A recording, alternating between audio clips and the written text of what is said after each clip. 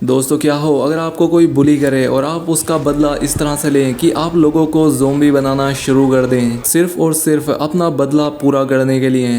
कुछ इसी तरह की कहानी है आज की इस फिल्म की जिसका नाम है अनह्यूमन। तो चलिए जानते हैं। इस कहानी की शुरुआत होती है तो हम एवर नाम की एक लड़की को देखते हैं जो कि अपने उम्र की लड़कियों से एकदम अलग एकदम जुदा थी। उसे ना ही फैशन ना ट्रैवल और ना कोई दिखावे में कोई इंटरेस्ट था और यही वजह होती है कि एवर ज्यादातर घर पर ही रहना पसंद करती है। लेकिन उसकी माँ के जिद करने पर उसके कॉलेज में हो रही एक ट्रिप पर जाने के लिए वो तैयार हो जाती है। अब यहाँ पर एवर को पिक करने के लिए उसकी एक बेस्ट फ्रेंड टैमरा आती है जो कि एवर से एकदम अलग थी। एवर जितनी इंट्रोवर्ट थी तो टैमरा उतनी ही एक्सट्रोवर्ट और फैशनेबल लड़की थी और यही वजह थी कि कॉलेज में उसे सब लोग पसंद किया करते थे। खैर अब टैमरा एवर को लेकर यहाँ से ले जाने लगती है लेकिन बातचीत में ये लोग एक लड़के को अपनी गाड़ी से टक्कर मार देती हैं जो कि और कोई नहीं बल्कि इन्हीं के कॉलेज में पढ़ने वाला एक लड़का रैंडल था। अब ये दोनों रैंडल से माफी मांगती हैं और एवर इन दोनों के साथ उसे भी अपनी कार में चलने का पूछ लेती है लेकिन टैमरा उससे मना कर देती है। उससे कहती है कि कार में सिर्फ 2 ही लोगों के बैठने की जगह है तो तुम मत आओ। अब इतने में ही यहाँ पर टैमरा के कुछ दोस्त आते हैं जो कि रैंडल के ऊपर ड्रिंक्स फेंक कर उससे बुली करते हैं। खैर अब कॉलेज पहुंचने के बाद हम इनके पीटी टीचर मिस्टर लोरेंजो को देखते हैं और लोरेंजो बस में चढ़ने से पहले ही सभी स्टूडेंट्स के मोबाइल लेकर एक बैग में रख देता है। इधर हम बस में रैंडल के फ्रेंड स्टीवन को देखते हैं और साथ में डैनी को भी जिसे कि बहुत जल्दी गुस्सा आ जाता था। खैर अब ये सभी लोग यहाँ से निकल जाते हैं और अब ट्रिप स्टार्ट होते ही मिस्टर लोरेंजो आराम से बस में सोने लगता है। वहीं बस में बाकी स्टूडेंट रैंडल और स्टीवन को बुली करने लगते हैं। अब थोड़ी देर बाद जब लोरेंजो की आंख खुलती है तो वो देखता है कि वो डिसाइड किए हुए डायरेक्शन से नहीं जा रहे हैं। इसलिए वो बस के ड्राइवर वैन से कहता है कि शायद हमने कोई गलत टर्न ले लिया है जिस वजह से ये लोग एक घने जंगल में आ चुके थे।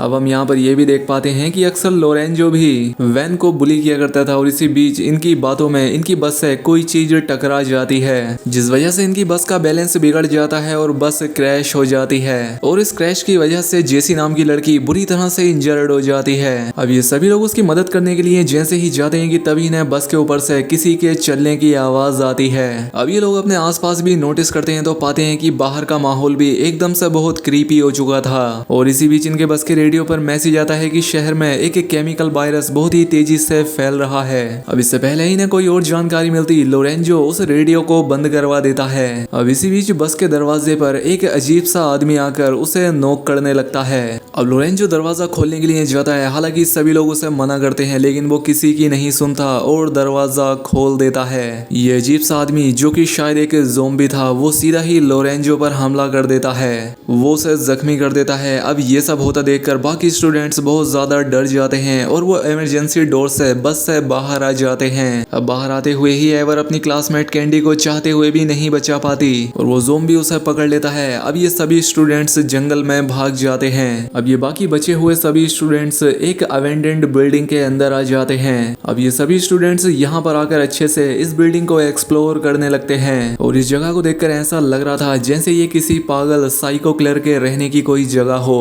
अब इसके बाद ये सभी स्टूडेंट्स मिलकर यहाँ के सारे खिड़की दरवाजों को अच्छे से सील कर देते हैं लेकिन तभी एवर देखती है कि कैंडेस किसी तरह से उस ज़ोंबी से बचकर बाहर आ चुकी थी। अब एवर सभी लोगों को उसके बारे में बताते हुए कहती है कि हमें उसे अंदर लाना चाहिए लेकिन ये लोग उसे चुप करवा देते हैं क्योंकि बाहर वो ज़ोंबी खड़ा हुआ था। अब सभी के मना करने पर भी एवर कैंडेस को आवाज लगा देती है जिस वजह से वो ज़ोंबी कैंडेस पर अटैक करके उसे अपने साथ लेकर चला जाता है। अब ये देखकर एवर दरवाजे से बाहर जाने लगती है लेकिन इससे पहले ही बस का ड्राइवर ज़ोंबी बनकर उस दरवाजे को तोड़कर अंदर आ जाता है और इसी बीच यहाँ पर वो दूसरा ज़ोंबी भी पहुंच जाता है। अब एवर किसी तरह से अपने बाकी सभी साथियों को अपने साथ लेकर एक रूम में पहुंच जाती है जहां आकर ये लोग उस डोर को अच्छे से बंद कर लेते हैं लेकिन अब पीछे से बहुत सारे और भी ज़ोंबी इनकी तरफ बढ़ने लगते हैं। अब हंट जाकर उन ज़ोंबीज से फाइट करने लगता है और वहीं स्टीवन एक दीवार तोड़कर इन सभी को वहां से बाहर निकालने लगता है। अब डैनी भी हंट की मदद करने के लिए उन ज़ोंबीज से फाइट करने लगता है लेकिन उसकी आंखों के सामने ही वो ज़ोंबी हंट को अपनी तरफ खींच लेते हैं। अब डैनी भी उस वॉल की मदद से वहां से बाहर निकल जाता है और उस जगह को कवर करके ये लोग दूसरी जगह पर पहुंच जाते हैं। अब डैनी हंट को ना बचाने के गिल्ट में एवर से बहसबाजी करने लगता है अब ये सभी लोग काफी फ्रस्ट्रेट हो चुके थे, इसीलिए ये एक दूसरे पर ही अपना गुस्सा निकालने लगते हैं। लेकिन तभी ये सभी लोग नोटिस करते हैं कि इनके आसपास रखे मैनिक्विन्स उन्हीं की तरह ही ड्रेसअप करे हुए थे,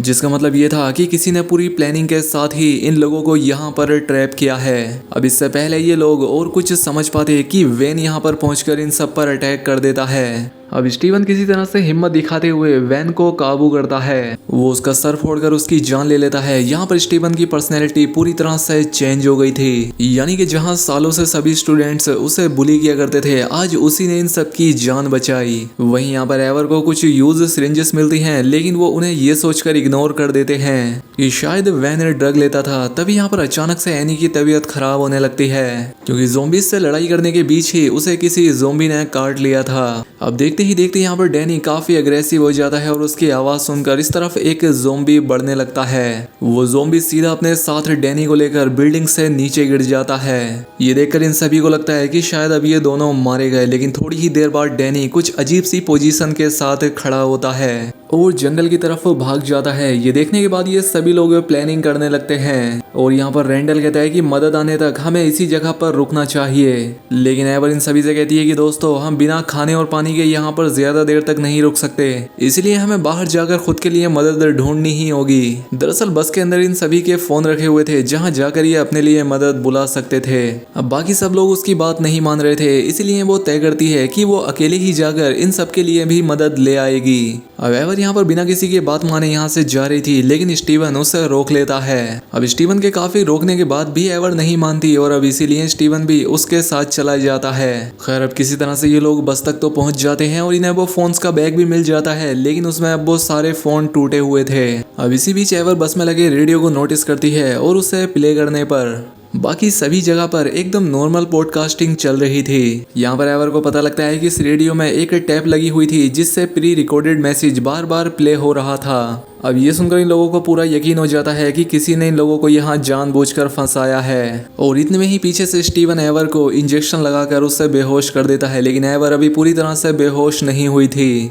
यहाँ पर एवर को पता लगता है कि स्टीवन और रैंडल ने ही ये सब कुछ प्लान किया था और अपने इस प्लान में इन लोगों ने बस ड्राइवर वैन को भी शामिल कर लिया था और साथ ही उन्हें एक ड्रग डीलर से एक ऐसे ड्रग के बारे में पता चला जिसे लेने के बाद इंसान थोड़ी देर तक ज़ोंबीज की तरह एक्ट करते हैं। दरअसल रैंडल और स्टीवन हीरो बनना चाहते थे और अपने साथ हुई पुलिस का भी वो बदला लेना चाहते थे और इसीलिए उन्होंने ये सब किया। वो ड्रग डीलर और वैन भी वो ड्रग लेकर ज़ोंबी की तरह ही एक्ट कर रहे थे और साथ ही उन्होंने कुछ और लोगों को भी इस काम के लिए हायर किया था।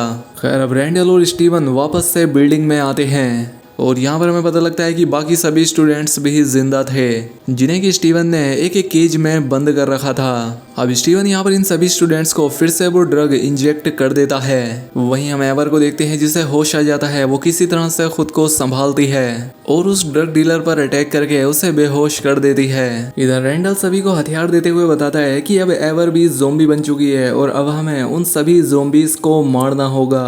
अब स्टीवन उस केज को ओपन करने ही वाला था कि तभी यहाँ पर एवर आकर उन सबको रोक लेती है। अब एवर यहाँ आकर इन सभी को इन लोगों के प्लान के बारे में बता देती है कि किस तरह से ये लोग अपना बदला लेने के लिए हमें मारना चाहते हैं और अब डैनी भी इसमें एवर का साथ देता है। अब ये सारी बातें सुनकर टैमरा रैंडल पर अटैक कर देती है और स्टीवन को भी डैनी और हंट मिलकर केज के अंदर खींच लेते हैं। अब इसके बाद काफी देर तक फाइट करने के बाद एवर किसी तरह से रैंडल को काबू में कर लेती है और इसके कुछ देर के बाद इस ड्रग का असर भी इन लोगों से खत्म हो जाता है। अब थोड़ी देर के बाद ये सभी स्टूडेंट्स इस जगह से सही सलामत बाहर निकलते हैं और अंदर इन लोगों ने रैंडल, स्टीवन और वैन को बांध रखा था। खैर अब हम देखते हैं कि ये सभी स्टूडेंट्स उस बस में बैठकर यहाँ से निकलने लगते हैं और यहाँ पर लोरेंजो भी जिंदा था। अब इसके बाद हमें मूवी के पोस्ट क्रेडिट सीन में दिखाया जाता है जहां पर पुलिस ऑफिसर रैंडल और स्टीवन से इस ड्रग के बारे में बात कर रहे थे और यहाँ पर वो ऑफिसर इनसे कहते हैं कि क्या तुम ये काम एक बार फिर से कर सकते हो, जिसका सीधा मतलब ये था कि अब पुलिस सरकार इन्हें अपने काम के लिए यूज़ करना चाहती है।